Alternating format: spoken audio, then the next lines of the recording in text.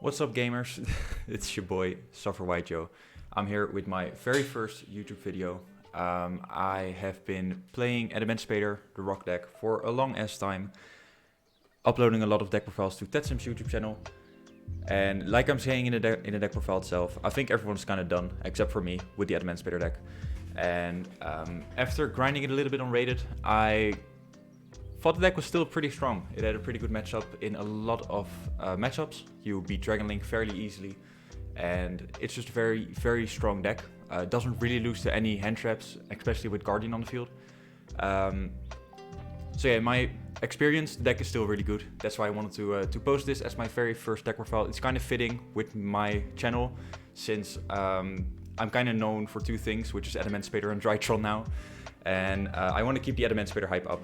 So yeah, make sure to like and subscribe to my channel to keep up with other content that I'll put out. It won't be too many deck profiles. It will just be like whatever I feel like making.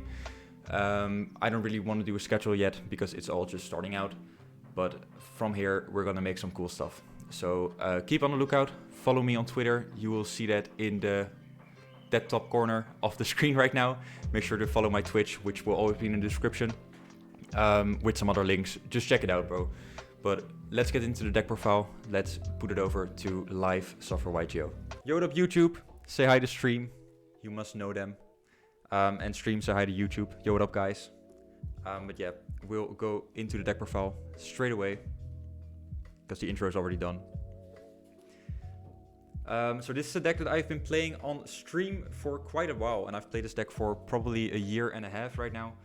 And you've seen the deck profiles that I did on Tetsim's channel. I think he's kind of done with Adamancipator, and so is the rest of the world. So I'm posting them on my own channel right now. First video as well, so make sure to subscribe, boys and girls. So yeah, let's get into it. For the minors, this hasn't changed in years. You play 3 Analyzer, 3 Researcher, 3 Seeker. If you watch my streams, you know I side out Seeker quite a lot, going second. Because you don't really want to see this. This doesn't do anything on itself. It's not low enough attack to go into Almirage for the fire. And yeah, it doesn't really do anything on itself. Like, you need another Adamancipator to play, where you always want to keep these at 3. But yeah, these ratios don't really matter for the deck. Or yeah, they matter at 3, of course. For the other Adamancipator cards, we play 1 Rock. This is just there to stack with the Signs for 3+1.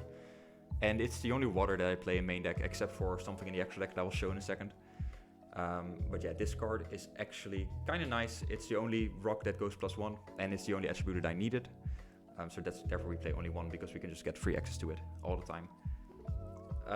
For other rocks, I play 2 Doki Doki, 3 Guardian, 3 Supplier, and then I play 1 Crusader and 1 Revival Golem. These will be at the side for now for a little bit. And the Supplier, Guardians, these go together. You can chain block your Hellcat Fireworks with this, and then you search a Guardian for follow-up play to always have a rock in your hand. I think the weird thing here is the 2 Doki Doki. The reason I play 2 is actually the same reason as the Dray Guide. You can always stack it with your Signs, and it's like the worst starter that your deck can actually have. Because if you start with it, it's like the biggest hand trap bait ever. Except for someone who ashes your Supplier. That happens sometimes, and then you just get a free win. But yeah, I don't really like to start off with Doki Doki. So you always want to excavate it or stack it with Signs. If you really need to, you can normal summon it, but it probably never will resolve. And the Revival Golem and the Deco Crusader are like meta picks.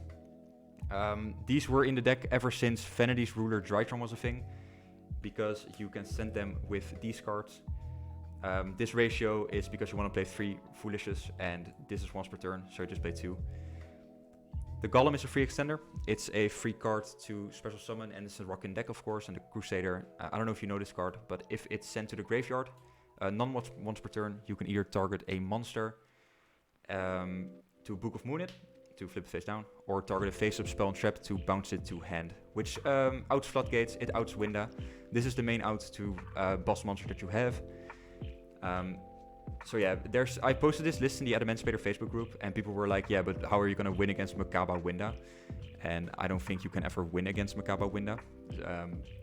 Like, you need to like normal summon Tech Crusader, crash into the Winda, and then reborn it or something. But yeah, without just hard drawing the Crusader, that won't happen. So it's just like an out for any problematic card. But yeah, it's just there for free removal. For the rest of the spells, 4 reborn spells to keep comboing. Science is obviously very broken with stacking the rock monsters. And then for more attributes, we play Exceed and Ash. Ash is the only good fire except for Almirage. So when you cannot get access to Almirage, you need to go for the Ash. If you don't have either, you just don't make Leonite. But it's the best Ash or the best fire you can have. And Exceed is kind of the same thing as Supplier. You can chain block your Hulk. It's wind and it makes a Gallant Granite instantly, making it probably the best card in the deck. If you open this, you will most often win the game. And the final cards are Gamma and Desires. So these are consistency cards. Gamma is really broken going second to make Drakeite instantly. Or just interrupt your opponent because Gamma is still a really good hand trap. And the Pot of Desires is a +1. And it doesn't really matter what you banish, because banishing like the Revival Golem or the Crusader won't really happen, because if you open a Foolish, you just do that first. The only annoying thing is like banishing Driver when you have Gamma, or banishing 2 Exceed. But yeah, then if you open 1 Exceed, you just don't Desires, you just go combo first, get your Exceed out, and then Desires for more extenders or hand traps. So that's for the main deck. That's 40 cards. Won't really change anything, if I'm honest. And let's get into the extra deck, if I can pick up my cards straight. So this is a variant that's really focused on a certain synchro monster, and that's why these ratios might make sense, or maybe not for other deck lists. So 1 Almirage and 2 Hulk. The 1 Almirage is there because of its fire, that's mainly it. And it doesn't really matter, like you make this out of Doki Doki or normal summon Researcher to get a free fire engrave, where the Hulk, you end your board on Hulk. And the reason I play 2 is if you open Signs, you can just summon a tuner, an Adamancipator tuner from Hulk, make your second Hulk to still end on a Hulk, and then reborn the tuner that you summoned from the first Hulk to use its effect. So with Signs, you get like any free monster from your deck. Then I play IP Masquerena for the end board. Nightmare Phoenix and Nightmare Unicorn as free pops. Basically, they're more attributes because you don't really play that much. And these are the best attributes. The Dark doesn't really come up, but Unicorn is, of course, just one of the best Link 3s in the game. And Phoenix being a fire can come up sometimes. And then Access Code Talker. This is the way you push for game with Access Code and like your Drakeite or your Crystal Wing. That's it for all the links. You could play, if you don't have multiple Hulks, you could play Barricade Board Blocker, but you still always want to end on Hulk, so it's a certain combo you need to do differently then. The reason you want to end on Hulk, so yeah, Gallant Granite is obvious, is because we play Satellite Warrior. And we tutor these out with Formula Synchron and Kristan Quandex, I don't know how to say his name. But what you try to do is you end on your Hulk of Vibrex, obviously, which will be in here. And then you can end on either of these 4 monsters, which is pretty much all the time. Any access to these will do it. That's also the Parallel Exceed and Supplier, because then 1 Hulk equals a level 6 synchro. So from there, you try to extend into your level 8 synchros. If you can't, don't worry, just sit on these. So yeah, then your opponent starts playing. You can Hulk of Firebreaks, summon either Formula or Quandex. And what these cards do is they synchro summon in your opponent's turn. So Formula is only during the main phase, which is kind of bad sometimes. And Quandex is also during the battle phase.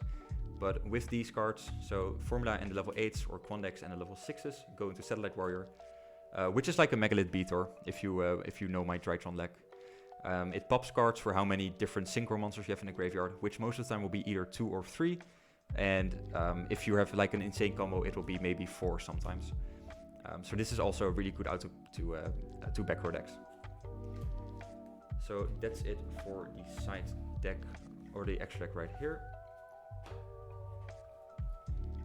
And the final thing, the side deck. This is just staples. Pankratops is broken in this deck. It's broken in every deck that doesn't really have a restriction. Drawn Lockbird for future-proofing with Drytron. It's good against Dragon Link. It's good against Alistair. It's pretty much good against a bunch of decks. It's a turn stopper. This card should be banned. From there, Darkwood No More. Same thing. One of the best cards for this format. Deals with Dragon Link, deals with Mirror Match, deals with any combo deck. even deals with some control decks. So this card is a must in every side deck, to be honest. From there we have some back row removal with 3 Cyclones, Harpy's Feather Duster, and Red Reboot. And yeah, these cards are just blowouts. The Cyclones are not really that big of a blowout, but their quick play makes them really good. You could also choose to play Twin Twister, because opening Twin Twister with your Tackle Crusader is most often an FTK. But I think Cyclone is a little bit better, especially in the Eldlik matchup, because it just allows you to banish all the cards. And then finally, 3 anti-spell. Because this deck only plays 10 spells, and they're all spells you can easily set, or you will use them just turn 1 the combo. You just set anti-spell, and you won't lose to Dark Ruler no more, or like any of those blowout cards. Red Eyes Fusion also really shits on this deck. So yeah, these really work out well. So that was it for the deck profile. I will do another outro, so I will probably throw it back to myself. And make sure to say hi to Twitch chat. Twitch chat, say hi to the boys on YouTube. Again, Rock's best deck. If you want to see me play this deck live, come to my Twitch, and I will probably be playing this deck, because right now I'm doing a road to 1000 with Adamancipator. So yeah, come check it out. Thank you. Bye bye.